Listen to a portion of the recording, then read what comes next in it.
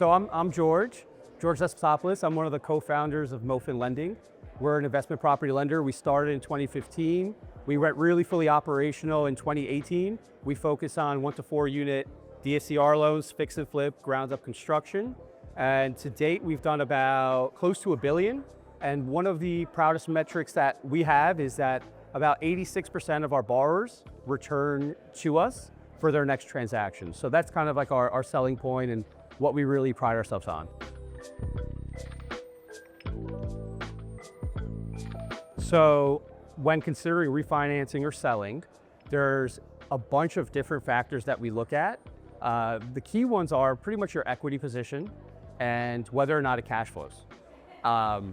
But for me at MoFin, kind of what we like to do is try to get in before you even take the bridge loan, because that's probably the best time to talk about the exit.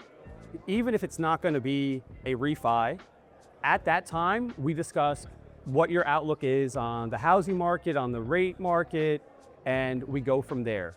So it's very much tailored to the scenario. So it's kind of hard to give overall feedback, but really, I mean, what I try to tell people is to consider different structures, right? You got your traditional 30-year fix, but a lot of people overlook that you could do a 10-year interest only period on that 30-year fix, which allows you to cash flow or tap into equity because you're able to get a higher DSCR ratio and go up in LTV.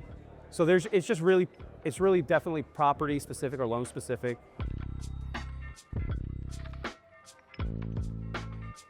So navigating around the maturity wall. So sometimes a property is not meant to be a rental property.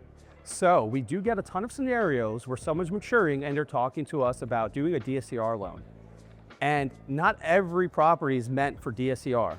So when that's the case, we also talk to them about doing a bridge, depending on their equity position, depending on their long-term, short and long-term strategies. And sometimes it's not about doing a DSCR refi. Not every property is meant for that. Not every property is meant to be a rental.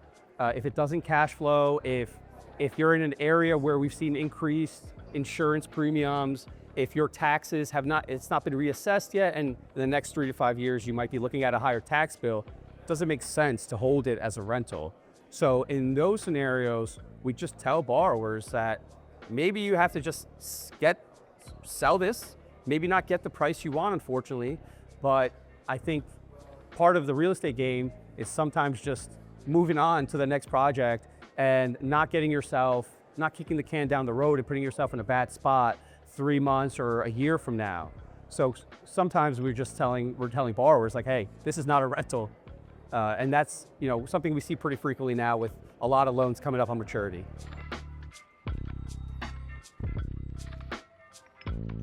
So our quality over quantity approach is different whether we're dealing with a mom and pop or a more institutional borrower. And the reason is because of the volume that they're working with, right? So when you have a property that doesn't cash flow as well, meaning you're left with $50 to $100 of residual income after paying the loan and maybe factoring in vacancy risk or maintenance cost.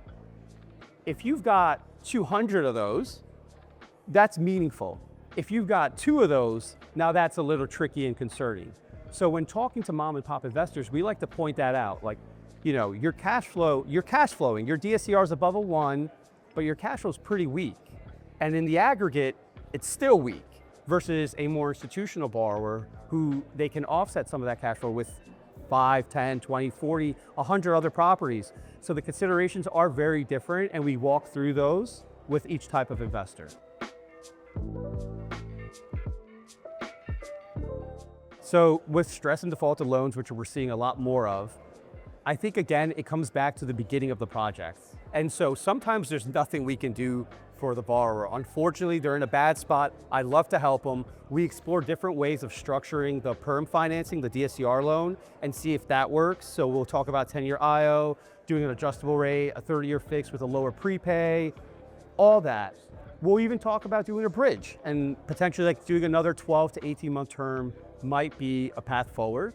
But really, if we do take the time to explore that, but if it's just not a fit, it's not a fit, then we talk to them about their next project. And so everybody is all about putting no money down, and I'm with them. I don't want to take any money out of my pocket for anything, but kind of need to sometimes, especially because we don't know what 6 months looks like from now. So you're getting into a project and you're putting no money down and you're borrowing the maximum possible, and you're not really thinking about the exit at that time. You're just thinking about doing more and overcompensating by doing volume.